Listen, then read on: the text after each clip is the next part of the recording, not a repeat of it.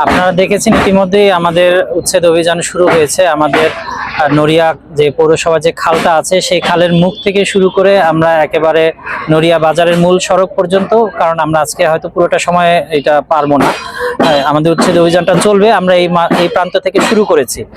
মূলত এই জায়গাটা হচ্ছে বিআইডব্লিউটি এর অধিগ্রহণকৃত জায়গা, যেটা অনেকদিন পর্যন্ত বেদখল ছিল।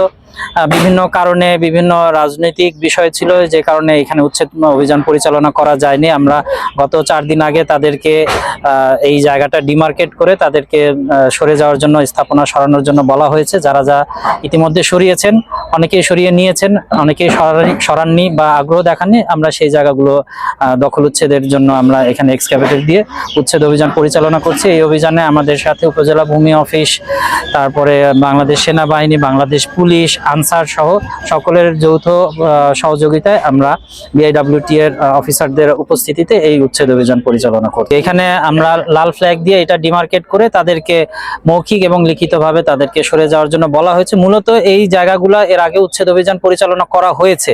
সে সময় তারা বলেছিলেন যে আমরা সরিয়ে নিব, কিন্তু পরবর্তীতে উচ্ছেদের টিম চলে যাওয়ার পরে তারা আর এখান থেকে সরাননি। এটা প্রায় 7-8 মাস আগের কথা। পরবর্তীতে আবার আমাদের এখানে উচ্ছেদ অভিযান আজকে আমরা পরিচালনা করছি। মূলত আজকে আর এখানে আমরা কোনো স্থাপনা অবশিষ্ট রাখবো না।